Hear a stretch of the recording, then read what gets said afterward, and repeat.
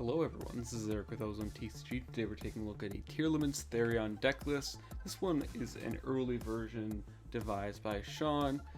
We're kind of taking a look at how this deck would function in the first week of the Power of the Elements metagame. Still an early version of the deck. I don't think this is nearly optimized as it should be. It's still rough around the edges, especially in the side deck, which we don't have a side deck for this one, simply because we do want to kind of test out what's better. Only side card that we have that we know is Mass Change 2. You guys will see that in a little bit. Let's go ahead and take a look at these cards. If you guys do want to pick up cards from Power of the Elements, please be sure to use our TCG affiliate link in the description below. So first off, we have the Tearlaments cards. We have triple, basically of everything. Triple Merle, triple Hobness, triple Renren, triple Reno Heart, triple Primeval Planet Perlareno, one Meta Noise, and one Suliak. I think you just maximize on all these cards. I don't like playing this card at more than like one or two. Merle specifically, it's not a great normal summon at all. Sometimes you'll half normal summon it though, just to try and trigger your Tearlament monster's effects. Reno Heart is the superior card. We also play Rhoda. You guys will see that later on, just to trigger your tier cards. The reason why we max out on Merle, we do need to maximize the amount of names we can mill off of Hovness, either itself or Renren or Merle. That's basically it. I wish I could cut this card, but kind of have to play more than 2. And then just the rest of the cards are pretty standard. I'm probably going to eventually cut Meta Noise. We really don't want to ever search this card. And the Book of Moon is like okay at best as an effect. Generally speaking, the search and potential negate every turn just comes up far more often. Lets you cycle into Kaleido Heart, just lets you mill with Kikolos. Overall, just a way stronger card, but I think for right now, play these. Maybe later on we'll play more copies of Suliak. We're not entirely sure. You can also play Crime. I don't think you'd play that in the main though. Probably a good, or rather a better card to side. But overall, I really like these ratios so far for this version of the deck. This version plays fundamentally differently than the other versions you may have seen. Also focusing on the fusion aspect more as just trying to break boards consistently. It's kind of what it does. And to do that, we have the Therion cards. We were playing Duke Jewel earlier. I just don't think that card's good enough to play. So for our 8s, we have Regulus and Liboria, best 2 in this deck. We also have a regular. It is a dark machine, so it can summon or can be used as fusion material for my Dragon of the Swamp, which does come up more often than not. Then Bullline for clearing back row, and Reaper went from probably the worst Therion card or Therion monster that a lot of decks play to the best, because it is an Aqua. You can target your Aqua monsters in the graveyard to summon it from the hand. It can't bounce those Aquas because they're not Therion cards generally speaking. However, it is still really, really strong as an extender, and it's more or less free at that point. We also play the triple Therion Disc Coliseum in our Gyro system. Because you tend to mill 8, you usually go Kikolos and Merle to mill 8 cards total. There's a good chance you'll hit a Therion card or Endless Engine our Gyro system. And this just lets you cycle all back your Therion cards, which includes Disc Coliseum, which is really nice interactions. You can search any of the names you're missing. Just kind of sucks to mill the field, but not mill our Gyro system. It's better to mill like Therion names, so we may end up cutting our Gyro system or one or the other, something like that. Again, really rough version of the deck, but we're still working on this. I think the ratios otherwise for the monsters are good. I don't like Jewel anymore. We were playing Zombie Vampire, play with the level 8s. I just don't think it's worth it anymore. But for the generics, this is kind of a different version of the deck. We're playing a lot of different variants, or good cards in the meta. DD Crow, I think this is insane versus Tier, obviously. Better than Bell for sure. I think Bell is just like, feels like half DD Crow. Not nearly as impactful whatsoever. And we're also playing Ash Blossom, Triple Ash. I think if you're playing Ash Blossom, if you play that 3 and in the main deck, I think any other number is just kind of trolling at that point. This is built to kind of really contend with Spright. This does have overall a better grind game than most standard Spright lists, because they're not playing, again, a majority of Spright players are not on Nimble Beaver, even though I still think this version of Tearlaments keeps up or outpaces the grind game for that past turn 2. So we are playing and maining Dark Ruler No More, just really good going second.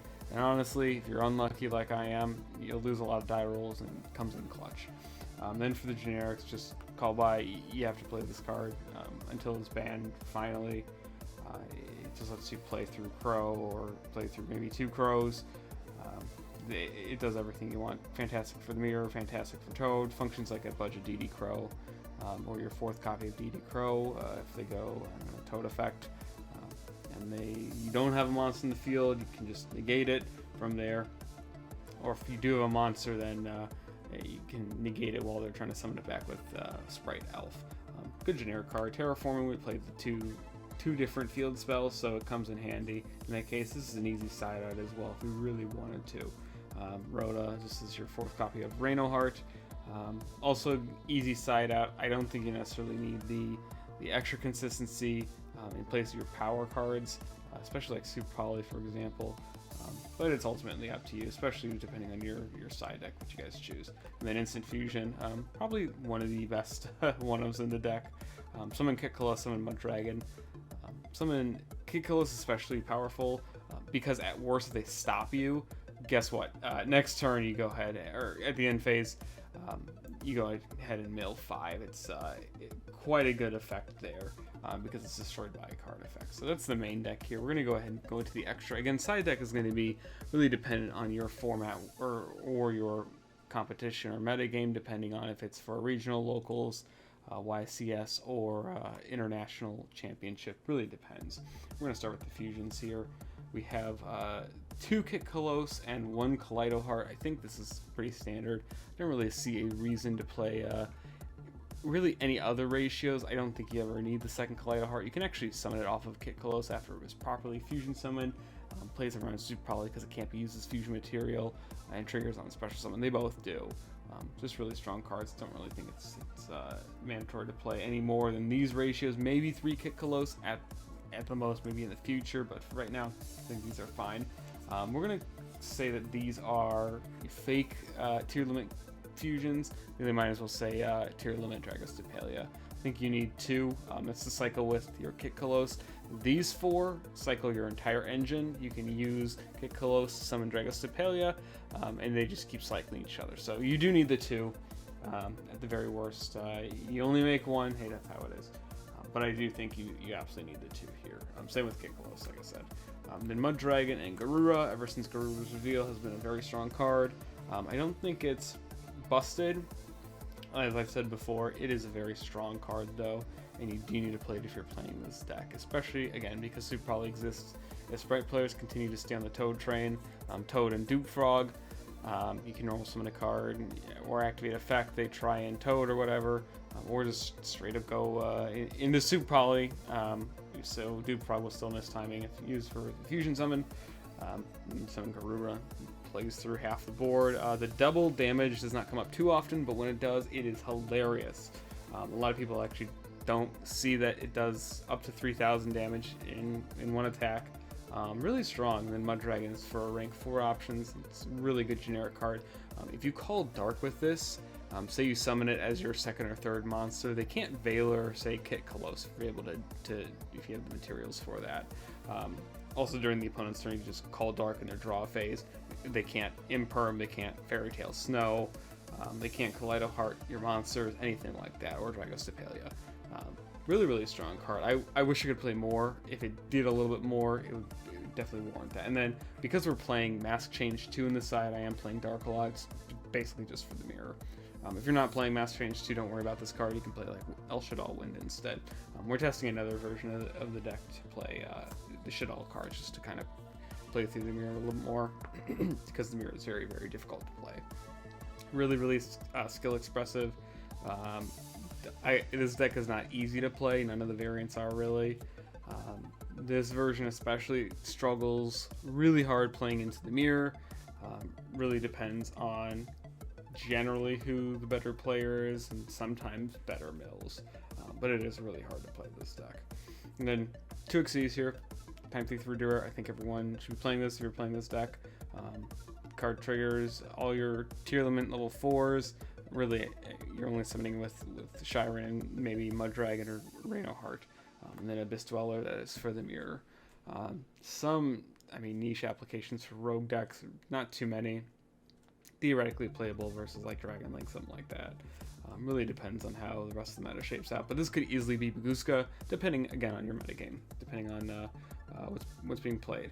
And then for the Link monsters, Dark, Spright Elf, Nightmare Unicorn, Underworld Goddess of the Close World, and Access Code Talker.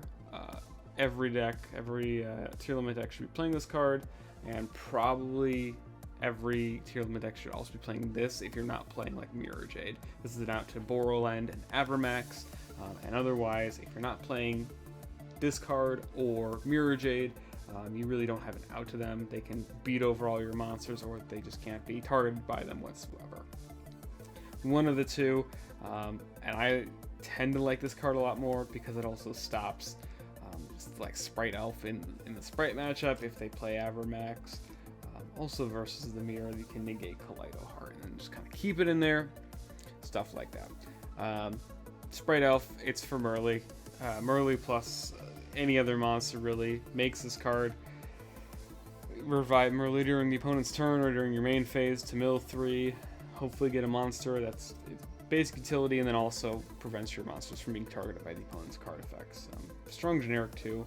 I don't think it's necessary, but I would strongly recommend it. I really wouldn't want to cut this card. If I were to cut any Link monster, I would probably cut this or Access Code. Really depends. Access Code is literally just to beat over cards and clear 1 or maybe 2 cards ever if you have a Spright Elf in the graveyard and stuff like that. So that is the main and extra. Again, side deck, you can play stuff like Twin Twister, Mask Change 2. Again, if you're playing Dark Law, you do need to play Mask Change 2. That is your #1 way to do it, like back row removal. So this is kind of what I was experimenting with. Cherries is just experimental again. Since you're playing Spright Elf, you can use this anyway. Mask Change 2, Super Polymerization I think is mandatory in this deck. Overall, Twin Twisters, Harvey's Feather Duster, and then of course my Field Center. Shout out to Mana Moon. Kind of how it is. This is, again, very experimental. I think this is one of the better versions of the deck that no one tends to really talk about, simply because there's not enough, there aren't enough people theorizing with this deck. I think, we're kind of the only ones doing it. I don't think this is necessarily the best version, but I also don't know which version is the best. It's really hard to decide right now. This meta is only, a week old. We've barely had the set legal for a week. It's really hard to decide, so it's going to be a little while. It's probably going to take at least a month to even decide what's good right now, and then by that time we'll probably have a ban list, or even if it comes out before the end of August. So let me know what you guys think about this.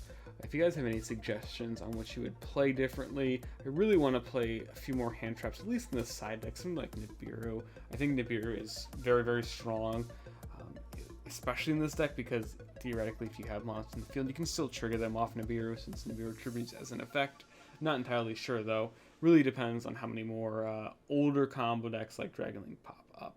Let me know what you guys think again, and thank you as always for watching.